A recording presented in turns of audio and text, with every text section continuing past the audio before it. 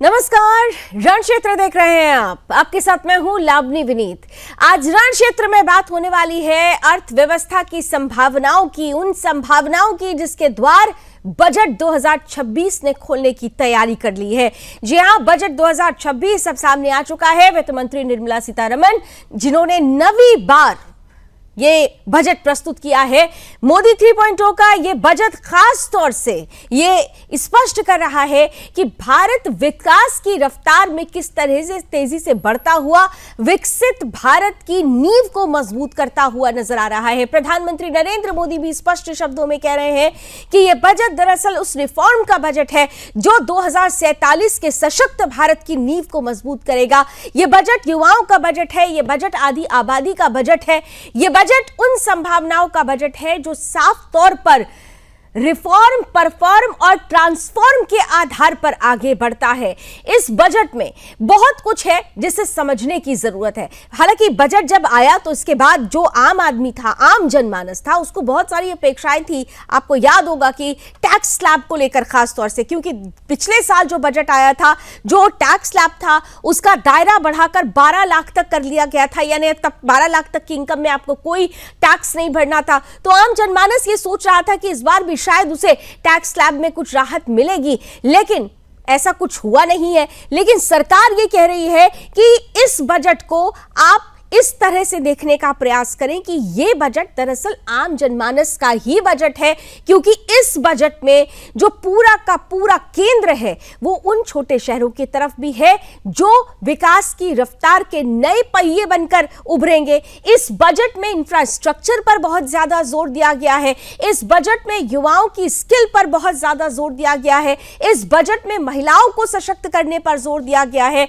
इस बजट में सस्ती शिक्षा पर बहुत जोर दिया गया है, जो साफ तौर पर यह बताता है कि अगर भारत 65% युवा आबादी है तो युवाओं को लेकर और महिलाओं को लेकर यह बजट समावेशिता को समेटे हुए है। हालांकि जब यह बजट सामने आया तो निश्चित रूप से विपक्ष वही बातें कहता हुआ नजर आया, जैसा कि राहुल गांधी ने कहा कि बजट का इंजन तो है लेकिन डब्बे हैं, लेकिन डब्बा खाली है। तो उधर दूसरी तरफ अखिलेश यादव को अगर सुना जाए तो साफ तौर पर उनका कहना है कि इस बजट पे कुछ नहीं है, सिर्फ अटकाने भटकाने बरगलाने वाला बजट है।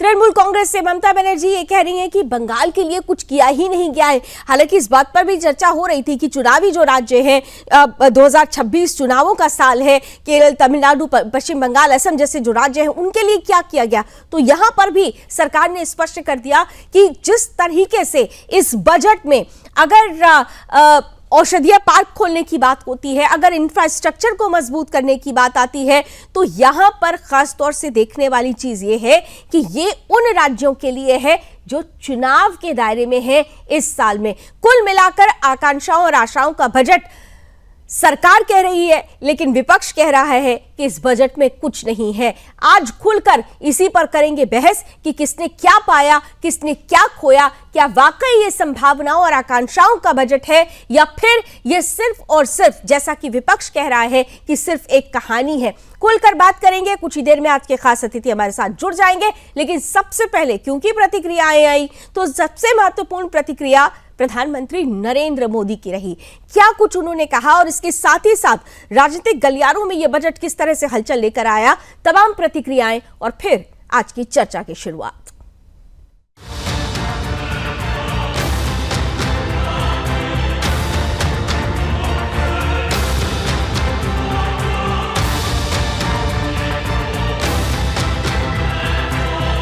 ये बजट 2047 के विकसित भारत की हमारी ऊंची उड़ान का मजबूत आधार है।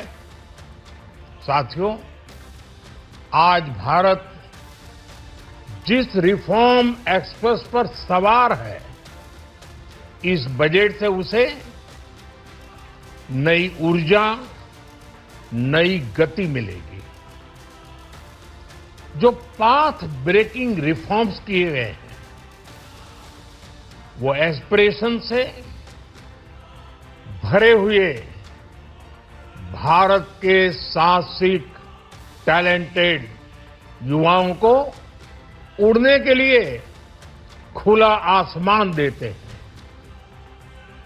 ये बजट ट्रस्ट बेस्ड गवर्नेंस और ह्यूमन सेंट्रिक अर्थरचना के विजन को साकार करता है।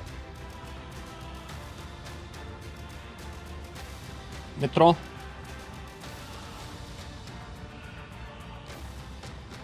दुनिया का सबसे बड़ा लोकतंत्र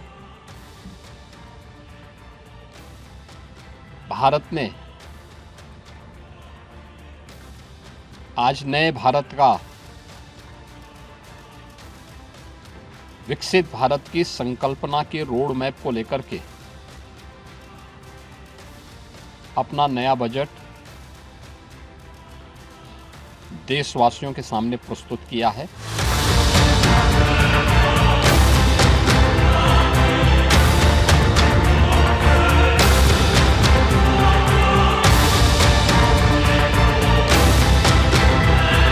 माननीय प्रधानमंत्री श्री नरेंद्र मोदी जी का कर्तव्य भवन में बना हुआ कर्तव्य पथ पर चलने वाला ये बजट का मैं पूरा स्वागत करता हूँ।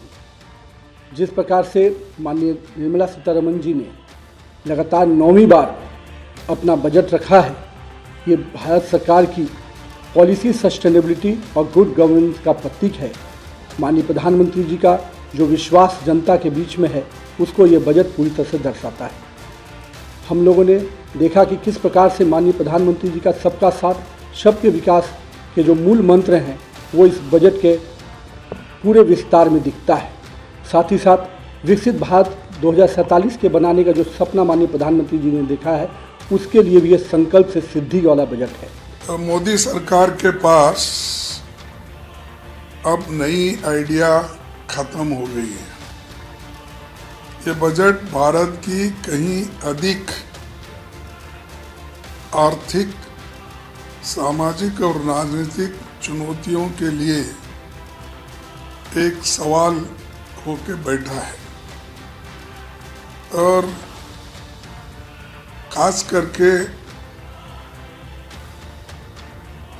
ये बजट गरीब तबके के लिए इसमें कुछ नहीं है।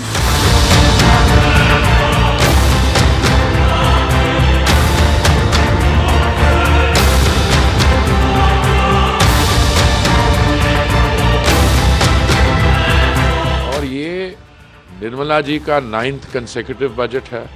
माननीय प्रधानमंत्री जी के नेतृत्व में, उनके मार्गदर्शन में 13th कंसेक्यूटिव बजट है। ये अपने आप में it's a very significant development. देखिए, हमारे यहाँ बजट जब भी प्रेजेंट होता है तो हमारे जो विरोधी दल होते हैं, जो विपक्ष में लोग होते हैं, उसको क्रिटिसाइज करते हैं। मैं देख रहा था आज बजट प्रेजेंट हुए, 11 बजे प्रेजेंटेशन शुरू हुई, कोई 1.5 घंटा चला। ऑपोजिशन की तरफ से क्या इस बजट के बारे कहा गया, तो क्या कहेंगे? देखिए, अर्थव्यवस्था जो है हमारी, देखा विश्व भर में 10वें स्थान से लेके 4थे स्थान पर आ गई है। हमारी जो जीडीपी है 2 ट्रिलियन से लेके 4.3 ट्रिलियन पे आ गई है। कैपिटल एक्सपेंडिचर जो है, जिसको मैं सबसे महत्वपूर्ण मानता हूँ, वो 2014 में कोई 2 लाख करोड़ था। पिछले साल जब वो बजट में 11 लाख करोड़ से अधिक हुआ तो हमने सोचा माय गॉड, इसको हम लोग सस्टेन कर पाएंगे या नहीं कर पाएंगे।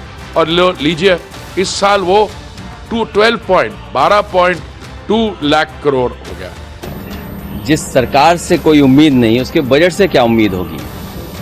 और पिछले तमाम बजटों में देखने को मिला है, ये बजट 1/20 लोगों के लिए बनता है, यानी 5% लोगों के साथ।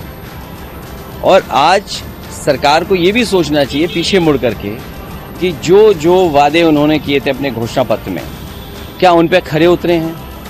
स्मार्ट सिटी बनाने के बहाने जो स्मार्ट सिटी पे पैसा खर्च हुआ, और जिस इंदौर शहर को सबसे ज़्यादा प्राइज मिले थे सफाई को लेकर के, सॉलिड वेस्ट मैनेजमेंट को लेकर के, और सोचिए वहाँ लोगों की कैसे जान चली गई। गंदा पानी पिलाया गया जिसकी वजह से जान चली गई।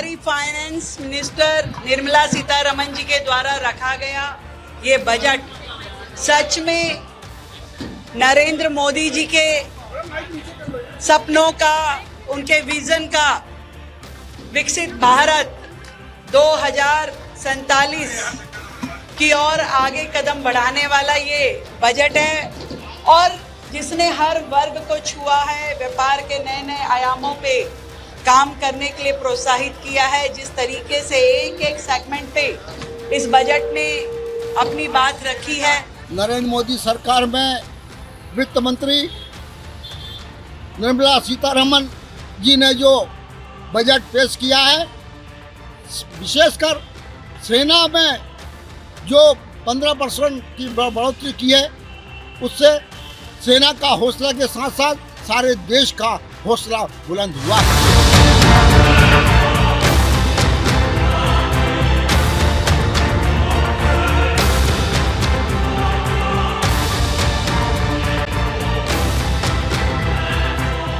Financial budget of 26 and 27 placed by central government, it is totally full of sound and theory. Totally it's a directionless, visionless, missionless, actionless. Economy is derailed, anti-women, anti-poor, anti-farmers, anti-women, anti-youth, anti-communers, anti-SC, anti-ST, anti-OBC.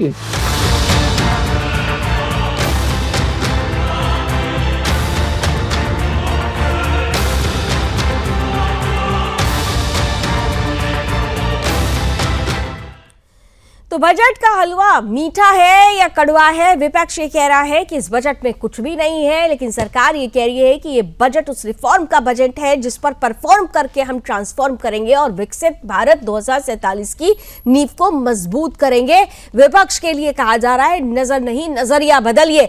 लेकिन क्या वाकई नजरिया बदलने की जरूरत है या फिर जो तस्वीर अभी सामने आई है, जो बजट हमारे सामने आया है, वो अभी बहुत चुनौतियों के साथ आगे बढ़ने वाला है? इस पर आइए खुलकर बात करते हैं। हमारे साथ आज के पैनल में जुड़ चुके हैं भारतीय जनता पार्टी का पक्ष रखने के लिए मृत्युंजय शर्मा जी हैं, कांग्रेस का पक्ष रखेंगे रतन तिवारी जी, साथ ही साथ डॉक्टर शिव कुमार दुबे जी हैं जो समाजवादी पार्टी का पक्ष रखेंगे। हमारे साथ जाने माने इकोनॉमिस्ट हैं डॉक्टर राज चावला जी जुड़ चुके हैं जो पेशे से सीए भी हैं, और साथ ही साथ हमारे साथ वरिष्ठ पत्रकार अमनप्रीत कौर जी भी हैं। आप सभी का बहुत बहुत स्वागत है। और मृत्युंजय शर्मा जी, आपके साथ ही शुरुआत करते हैं। भाई, विपक्ष तो देखिए कुछ नहीं है, लेकिन आप की सरकार बार बार ये कह रही है कि ये समझने की जरूरत है, नजर नहीं नजरिया बदलिए। तो जरा कोई 3 टेक जो आपके लिए इस बजट के अकॉर्डिंगली बहुत इंपॉर्टेंट हो, वो 3 टेक्स आपके क्या होंगे? मृत्युंजय जी। रावनी जी, देखिए, विपक्ष का काम ही है, लेकिन कई बार कम से कम ये एक्सपेक्टेशन होता है कि विपक्ष तथ्यों पे या कुछ बात पे एनालाइज करके अगर क्रिटिसाइज करे तो फिर अच्छा भी लगता है कि कुछ कंस्ट्रक्टिव क्रिटिसिज्म है। या बजट का स्पीच खत्म नहीं हुआ था और मैंने विपक्षी नेताओं का कि बाइट सुनने शुरू कर दिए कि बजट खराब है। बजट खत्म ही नहीं हुआ उस समय तक।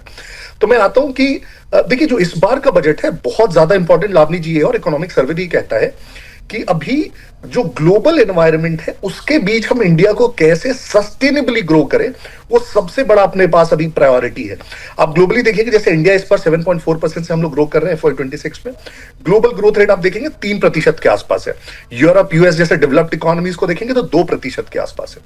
और ना सिर्फ हम fastest growing major economy of world है पिछले 4 सालों से लगातार, बट ये भी बात है कि हम बहुत रोबस्टली ग्रो कर रहे हैं फाइनेंशियल डिसिप्लिन के साथ। हमारा जो फिस्कल डेफिसिट भी है वो भी टारगेट के अंदर रहा, 4.4%। करंट अकाउंट डेफिसिट आप देखेंगे 0.8%। महंगाई दर जो है पिछले कितने दशकों में, लावनी जी, मैं कुछ सालों की बात नहीं कर रहा, अपने सबसे न्यूनतम स्तर पर 1.7%। इनफैक्ट आरबीआई का जो बैंड होता है वो 2 से 6% होता है, उसके भी नीचे है महंगाई दर। जो ग्रॉस एनपीएस होते हैं हमारे बैंक के, इनफैक्ट आपको याद होगा जब मोदी गवर्नमेंट आई थी और 15-16 के आसपास बैंक्स की हालत सबसे बुरी कही जा रही थी।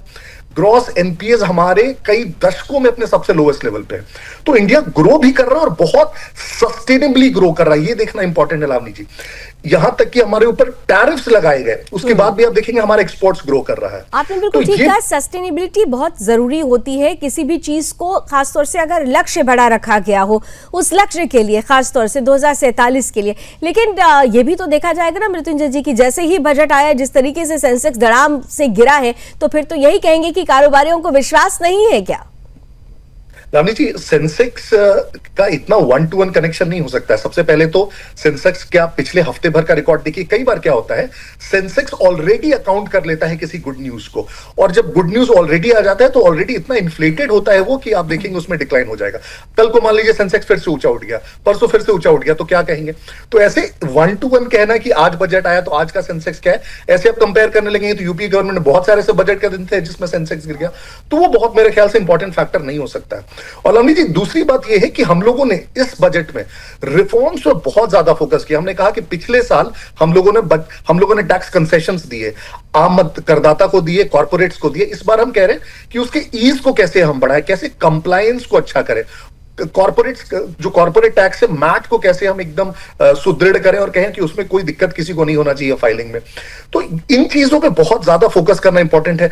एम्प्लॉयबिलिटी पे, स्किलिंग पे हम बहुत ज्यादा बात कर रहे हैं, हम फ्यूचरिस्टिक एरियाज पे बहुत बात कर रहे हैं। हमने एआई पे बात की, सेमीकंडक्टर पे बात की, हमने कंटेंट क्रिएशन, एजुकेशन के फील्ड पे कहा स्कूल्स और कॉलेजेस में हम कंटेंट लैब स्टैब्लिश करेंगे, हाई स्पीड ट्रेन की बात हो रही है, वाटरवेज की बात हुई है। तो इतने फ्यूचरिस्टिक और एक तरह से आप कहें कि प्रोग्रेसिव कामों पे बात हुई है।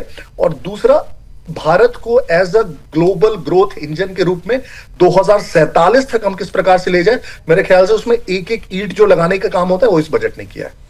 चलिए, आप कह रहे हैं कि एक तरीके से बहुत दूरगामी परिणाम देने वाला और दूरदृष्टि के साथ बनाया गया ये बजट है। लेकिन रतन तिवारी जी, इतनी सब खामियां हैं फिर भी आप लोगों को क्यों ये खराब लग रहा है? यहाँ तो सरकार कह रही है कि अगर हमने ये बजट अगर आप ध्यान से देखें तो युवाओं और महिलाओं को सशक्त करने वाला है। खासतौर से बेरोजगारी को लेकर जो बात होती थी, रोजगार को स्थिर करने के लिए बहुत सारे ऐसे प्रावधान और ऐसे कदम उठाए गए इस बजट में जो युवाओं को बहुत ज्यादा स्थिरता देंगे, उनके रोजगार को स्थिरता देंगे। तो क्यों आप लोगों को ये कम लग रहा है, क्यों इसमें कमी लग रही है आप लोगों को? रतन जी देखिए लावनी जी, ये जो भारतीय जनता पार्टी का जो बजट आया है वह बजट पूरी तरीके से खोखला और पूरी तरीके से एकदम बेकार बजट था। और उसी बजट के कारण आज शेयर मार्केट धड़ाम से नीचे गिर गया। उसके पहले भी बजट आते थे और शेयर मार्केट चेतक घोड़े की तरह धड़ धड़ ऊपर भागता था।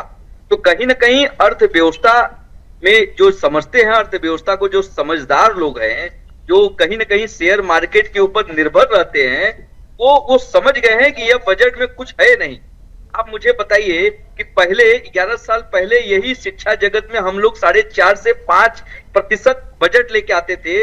आज इनका बजट आज 2.5% हो गया है, करीब 2.5%। 9,000 से ज्यादा सरकारी स्कूल इनकी सरकार में बंद हो रहे हैं और आप लोग कहते हैं कि इनका बजट बहुत चेतक घोड़े की तरह है, दौड़ने वाला बजट है।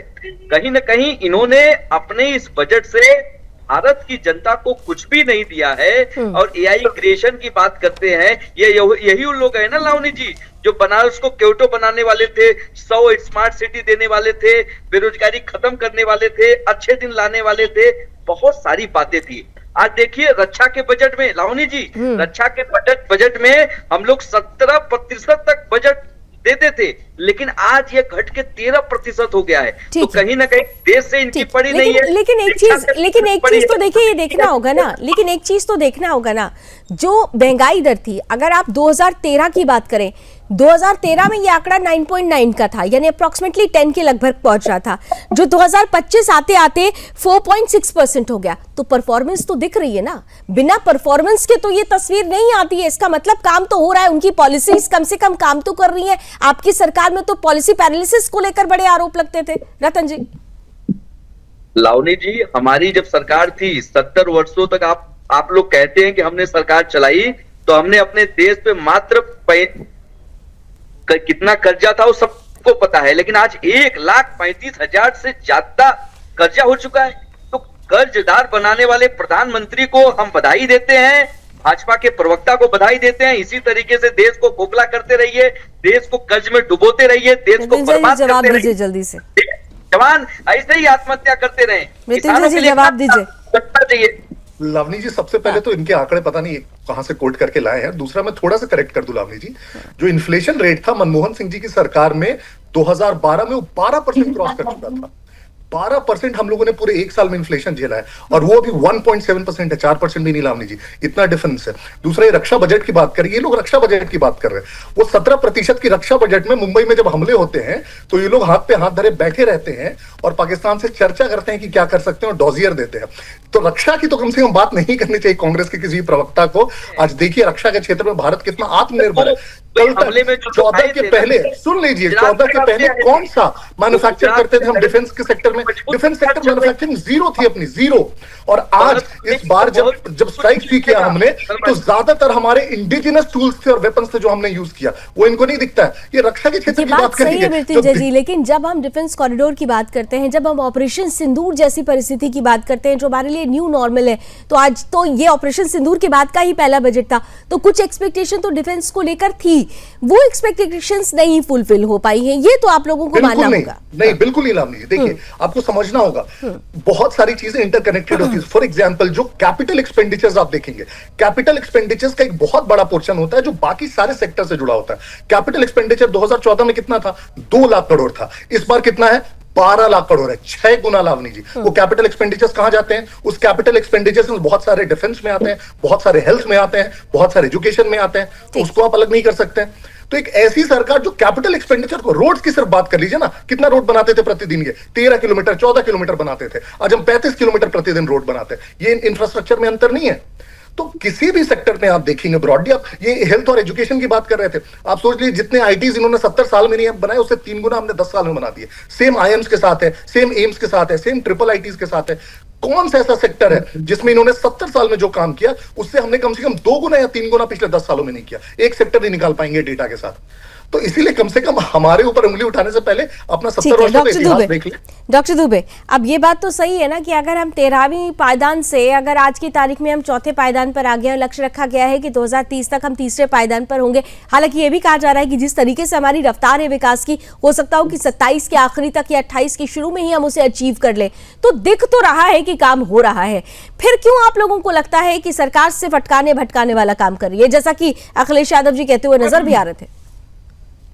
देखिए लावनी जी, जिस देश में 80 करोड़ लोग जिनको भोजन दिया जा रहा हो, अनाज दिया जा रहा हो, यानी कि 55 से 60% लोग, लगभग 55 से 60% लोग अगर भुखमरी के कगार पर हैं, और उस देश में आप ये बोलते हो कि हम तीसरी अर्थव्यवस्था बन जाएंगे, क्यों लोगों को मूर्ख बना रहे हो, क्यों पागल बना रहे हो?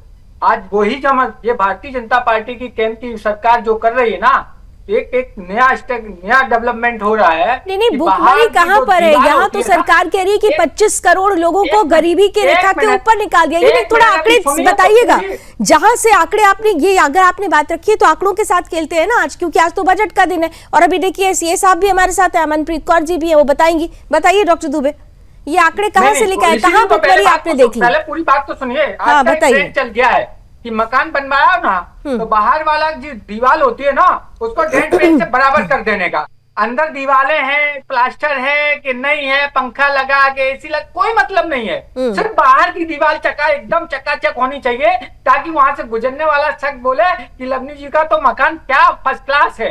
अब लवनी जी बेचारी अंदर कैसे जी रही है, क्या है, उनको वो ही जानती होंगी। तो देश का आज जो आम नागरिक है वो कैसे जी रहा है, अगर आपके कैमरामैन जाएं गांव-गांव, तो ये पता चलेगा कि कितनी महंगाई है, कितनी बेरोजगारी है। भाई साहब, इतनी तकलीफ होती, अगर आम जनमानस को इतनी तकलीफ होती तो तीसरी बार मौका ही नहीं देते।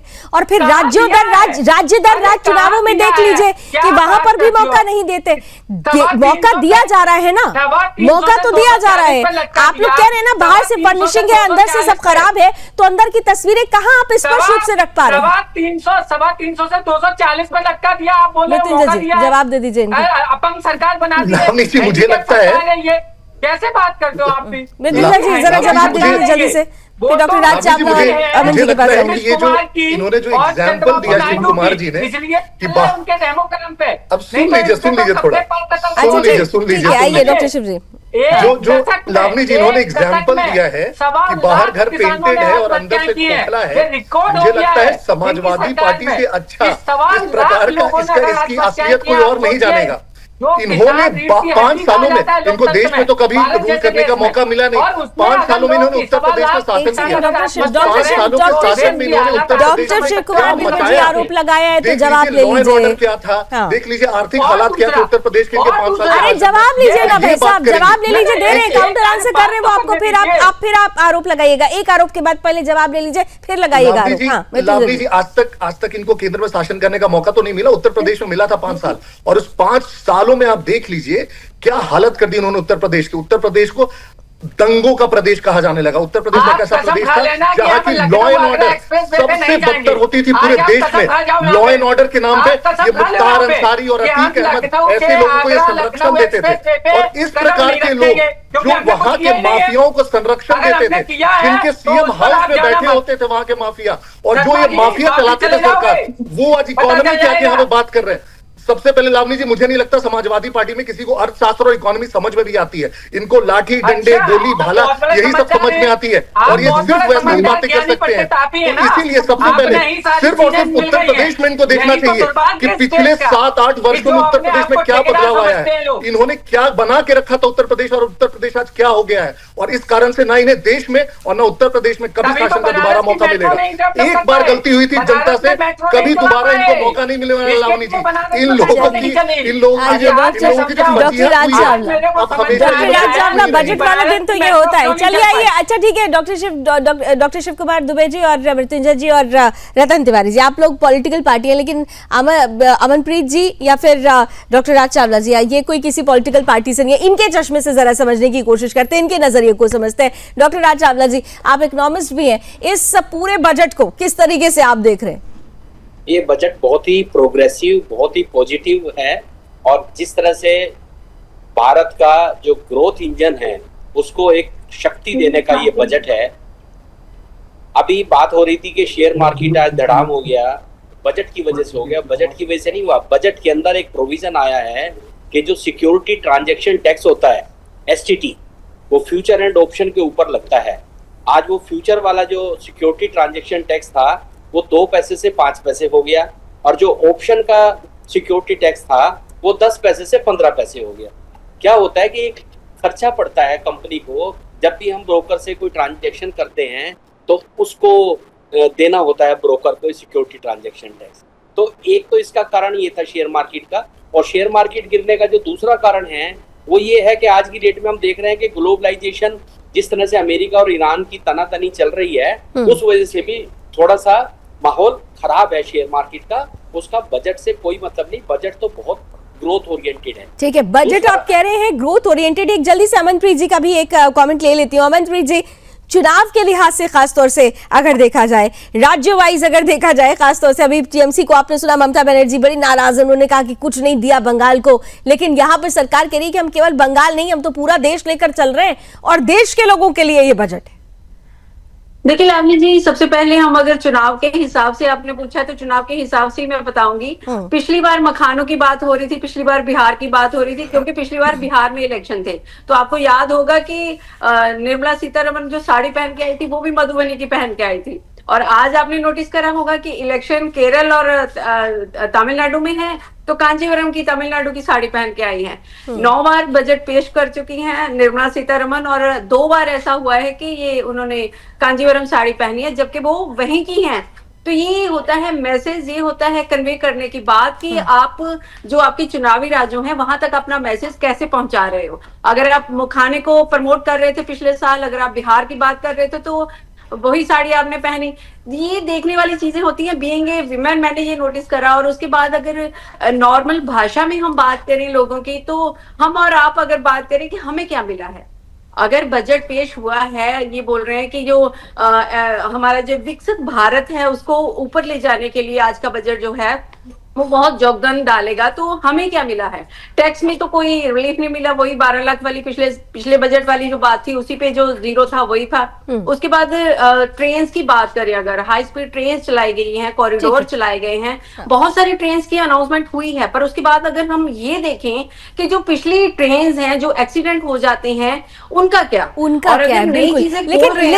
सरकार ये स्पष्ट कर रही है, सरकार ये स्पष्ट कर रही है कि ठीक है टैक्स स्लैब को लेकर आप लोग को डायरेक्ट कोई तस्वीर नजर नहीं आई, लेकिन अगर दूसरी तरफ से समझने की कोशिश की जाए तो ये बहुत कुछ आम जनमानस को दे रहा है। तो बजट 2026 सामने आ चुका है, किसने क्या पाया क्या खोया इस पर चर्चा तो हो रही है, लेकिन इन सब के साथ बड़ी चर्चा ये हो रही है कि अगर सरकार ये कह रही कि 2047 के विकसित भारत को सशक्त बनाने वाला, उसकी नींव को मजबूत करने वाला ये बजट है, तो ये बजट विपक्ष की नजरों में क्यों अटक और खटक रहा है, इसी पर चर्चा को जारी रखते हुए मृत्युंजय जी सीधे आपके पास आ रही हूं। जो बात तब भी अमनप्रीत कौर जी कह रही थी, देखिए एक बात तो है, जो मिडिल क्लास मैन होता है वो देखता है कि हमें टैक्स में क्या मिल रहा है, छूट मिल रही है या नहीं मिल रही है। जिस तरीके से पिछली बार एक्सपेक्टेशन 10 लाख के आसपास की थी, लेकिन आप लोगों ने झोली खोल दी 12 लाख हो गया, तो इस बार एक्सपेक्टेशन और हाई हो चुकी थी। वो एक्सपेक्टेशन को अगर नहीं टच किया जाता है तो निश्चित रूप से ये क्लास जो मिडिल क्लास है, जो सबसे ज्यादा टैक्स पे करते हैं, उनको कुछ तो निराशा हाथ लगी है। उनके लिए खास तौर से अगर आप कहें कि ये आम आदमी का ही बजट है, तो उनके लिहाज से इसमें क्या कुछ खास आप देख पा रहे हैं, क्या दे जाएंगे आप? लावली जी, आपने ही खुद कहा कि पिछली बार जो एक्सपेक्टेशन था वो 10 लाख भी इनफैक्ट नहीं था, 8 लाख में लोग बहुत ज्यादा खुश थे कितने का एग्जेम्पशन मिल जाए। अब देखिए पिछले इतने वर्षों में जो टैक्स एग्जेम्पशन स्लैब होता था वो 2-3 साल में 50,000 रुपए या लाख रुपए से बढ़ाया जाता था, वो पिछले साल अचानक से 5 लाख से 12 लाख कर दिया गया। तो इसके बाद भी अगर हम कहें कि हर साल इस प्रकार से बढ़ा दिया जाए तो हमें थोड़ा प्रैक्टिकली सोचना होगा, इम्पॉसिबल है। अब पिछले साल 9 कर दिया जाता, इस साल 12 कर दिया जाता, हम बहुत खुश हो जाते कि बहुत अच्छा हो गया, पहला वो। दूसरा आप देखेंगे कि टैक्स देना और टैक्स का कंप्लायंस दो कंपोनेंट्स है। इस पर आप अगर इकोनॉमिक सर्वे भी देखेंगे और उसके बाद बजट डॉक्यूमेंट पढ़ेंगे तो टैक्स के कंप्लायंस में बहुत सारे ईज लाए गए, उसके डेट्स में, उसके प्रोसेसेस में बहुत सारे चेंजेस लाए गए ताकि जो टैक्स का बेस है वो वाइडन कर पाए। देखिए सरकार की हमेशा से नियत रही है कि भले ही आप जीरो टैक्स पे कर रहे हो लेकिन आप टैक्स रिटर्न्स फाइल करें, और इसी के कारण आप देखेंगे टैक्स रिटर्न फाइल करने वाले लोगों की संख्या करीब करीब 10 करोड़ पहुंच गई है, जो 2-3 करोड़ हुआ करती थी। तो हम अपना टैक्स बेस बहुत वाइडन कर रहे हैं, उसके लिए प्रोसेस सिंप्लीफाई कर रहे हैं। दूसरा, पैसे आप डायरेक्ट टैक्स नहीं बचाते और इनडायरेक्ट टैक्स में बचाते हैं, ये भी देखना होगा लावनी जी। कल को अगर आप एक वॉशिंग मशीन खरीदने जाते हैं और उसमें 500 रुपए कम में खरीदते हैं तो वो भी आपकी सेविंग्स है।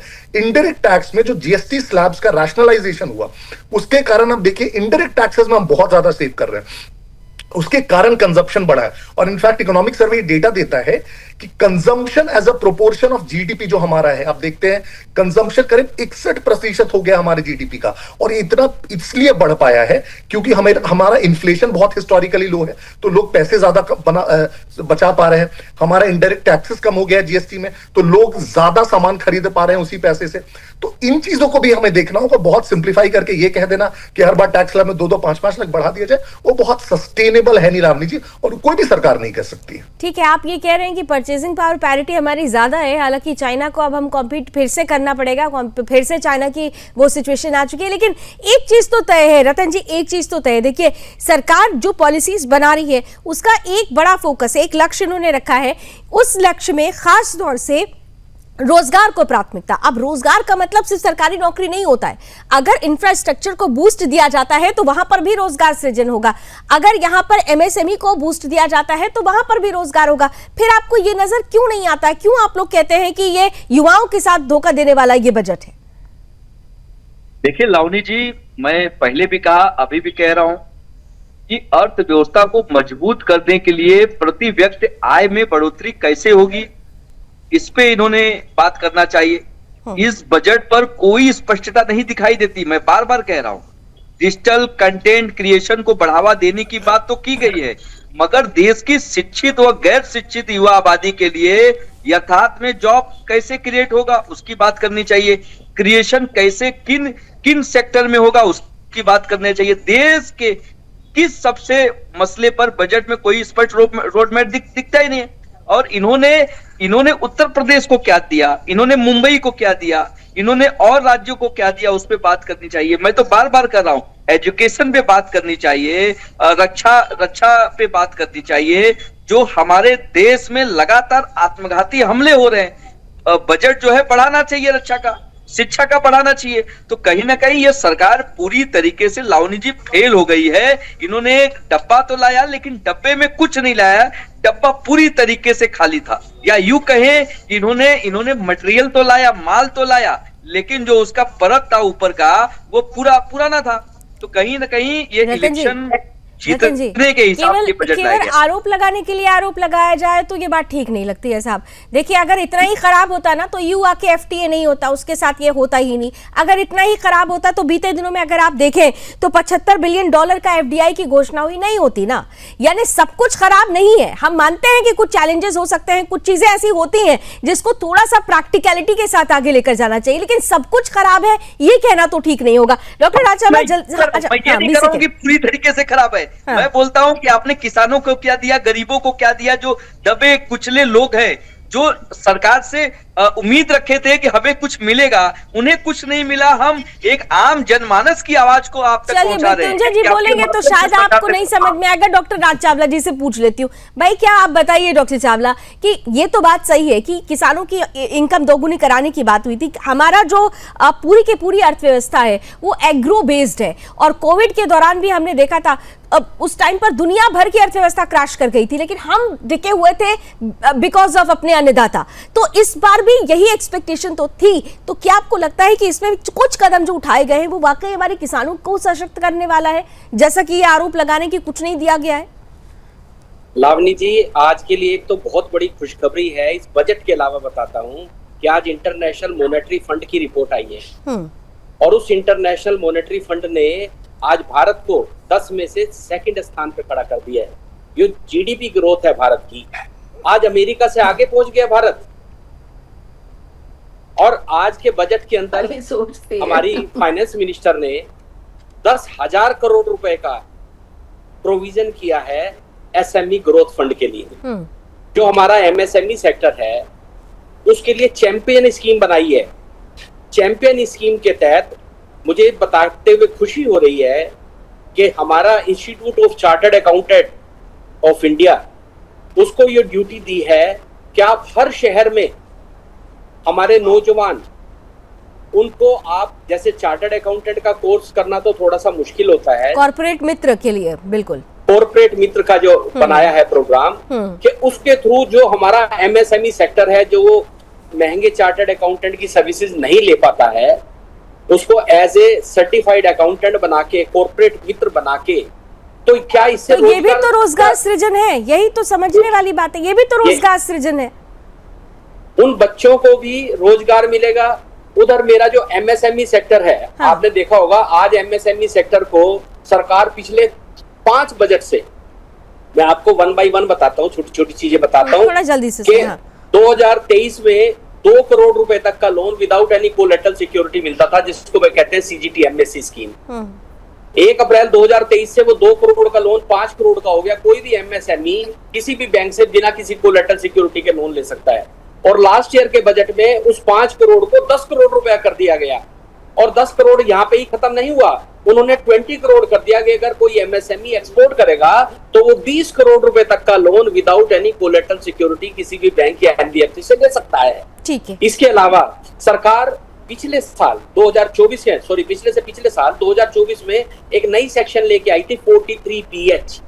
43PH सेक्शन इनकम टैक्स की ये कहती है कि यदि आप किसी एमएसएमई से कोई माल खरीद रहे हैं या सेवाएं ले रहे हैं तो आपको उसकी पेमेंट 15 दिन के अंदर करनी है। और यदि आपने 15 दिन के अंदर उसकी पेमेंट नहीं की और आपका कोई एग्रीमेंट है तो आप 45 दिन तक उस पेमेंट को कर सकते हैं। लेकिन यदि आप 45 दिन से ज्यादा उस पेमेंट को डिले करेंगे तो आपको उसके ऊपर ब्याज देना होगा। और ब्याज मालूम है कितना है? 3 times the bank repo rate. और बैंक रिपो रेट कितना है? 5.25%। कहने का मतलब हुआ 15.75% का ब्याज देना होगा। और इतना ही नहीं, इस ब्याज की जो कैलकुलेशन है वो मंथली चार्जेबल पे होगी, यानी कि ठीक है, डॉक्टर शिव कुमार दुबे, कुल मिलाकर अगर देखें तो देखिए ये सारा कुछ कहने में जब हम आंकड़ों की बात करते हैं थोड़ा सा टफ सा लगता है, लेकिन धीरे धीरे अगर समझे, डॉक्टर शिव कुमार दुबे आप ही से मेरा सवाल है, अगर आपको मेरी आवाज आ रही हो, लेकिन धीरे धीरे अगर समझे तो बहुत कुछ समझ में आने लगता है कि व्यवस्थाओं को भारत के परिप्रेक्ष्य के अनुरूप सरल करने की कोशिश की जा रही है। ये सरलीकरण ही आप लोगों को क्यों नहीं दिखाई दे रहा है? जब सरल कर देंगे चीजों को तो अपने आप लोग जुड़ेंगे तो बहुत सारी चीजों का सृजन होगा। यही तो कर रही है सरकार। नहीं, अगर ये सरकार ऐसा करती तो फिर विरोधी नहीं होता ना उसका।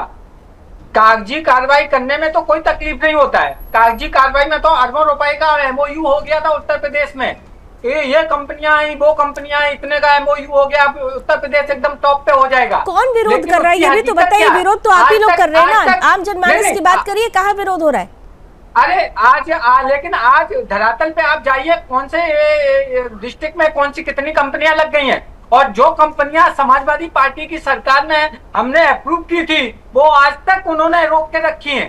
क्यों भाई? इसी तरीके से अगर हम इंडिया लेवल की बात करते हैं, कितना ये एक्सपेंडिचर करेंगे डिफेंस पे, कितना एक्सपेंडिचर करेंगे एजुकेशन पे, आज एजुकेशन की कोई बात ही नहीं। अरे देश को अगर एजुकेशन की तो ये बात है कि विदेश में जाके बहुत सस्ते में पढ़ाई कर सकते हैं साहब, इतना बड़ा कदम उठा लिया। अब तो आम आदमी का बच्चा भी सोच सकता है कि वो जाके विदेश में पढ़ाई कर ले, और क्या चाहिए? कितने विदेश में हिंदुस्तान का मिडिल क्लास के बच्चे कितने जा पाते हैं, आप हमें बता दो ना। आप हमें बता दो विदेश में कौन जाता है? चलिए कम से कम आपने ये बता दिया कि विदेश में कौन जाता है। सरकार यही तो एक्सपोज करने की कोशिश कर रही है कि विदेश में कौन जाता है। आम जनमानस की बात तो करता है, लेकिन आम जनमानस की जगह में विदेश में कौन जाता है? और जब सरकार आम जनमानस की बात करती है तो आप सवाल खड़ा करते हैं। 20 सेकंड में जवाब दे दीजिए मृत्युंजय जी, तो समाप्त करने का टाइम आ रहा है। मृत्युंजय जी 20 सेकंड आंसर प्लीज। 20 सेकंड पढ़ के आए हैं और पता नहीं क्या पढ़ के आए हैं, लेकिन इन्हीं के नेता ऑस्ट्रेलिया पढ़ने के लिए गए हुए थे, तो इनको बताना चाहिए ना कि मुलायम सिंह यादव ने इतने पैसे कहां से लाए कि अखिलेश यादव को ऑस्ट्रेलिया में पढ़ा रहे थे। और जब ये इंडस्ट्री की बात करते हैं तो इनका इंडस्ट्री है जो सैफई में महोत्सव होता था, यही उनका इंडस्ट्री है। चलिए समय इतनी अनुमति दे रहा है, लेकिन 20 सेकंड में अमन जी को जरूर देना चाहूंगी, उसके बाद समअप करती हूँ। पैनल मुझे बार बार कमांड दे रहा है समअप का। All faded down only Amanpreet ji. Amanpreet ji ठीक है, आकांक्षाओं और आशाओं की जो उड़ान है उसे कम नहीं करनी चाहिए, उन आशाओं को अभी आगे बढ़ने देते हैं। देखिए बिल्कुल आशाओं के ऊपर ही हम अपना जो जीवन है वो व्यतीत करते आए हैं। अगर प्रोग्रेस की बात करें, अगर इम्प्लीमेंट की बात करें, अगर धरातल पर चीजें जो हो रही हैं वो उनकी बात करी जाए, तो ये जो पेपर में बजट नजर आया है, अगर इसी को धरातल पे उतार दिया ठीक है, मतलब चैलेंज है केवल पेपर पर नहीं, केवल कागजों पर नहीं, इम्प्लीमेंटेशन के साथ बदली हुई तस्वीर को रखा जाए, यही चाहता है देश, और यही होगी विकसित भारत की 2047 की असली तस्वीर। बहुत बहुत धन्यवाद आप सभी हमारे साथ जुड़े, रणक्षेत्र में अपने मन की बात कही। तो बजट 2026 आगे आ चुका है और इससे ये कहा जा रहा है, सरकार बार बार ये कह रही है कि अच्छी नियत के साथ नीति को बनाकर नियति तय की गई है भारत की, जो कि विकसित भारत की तस्वीर होगी। ये विकसित भारत की तस्वीर आगे किस तरीके से और उज्जवल होगी, नजर बनी रहेगी। फिलहाल रणक्षेत्र में अभी बस इतना ही। देश और दुनिया की तमाम खबरों के लिए आप जुड़े रहिए सुदर्शन न्यूज के साथ। जय हिंद।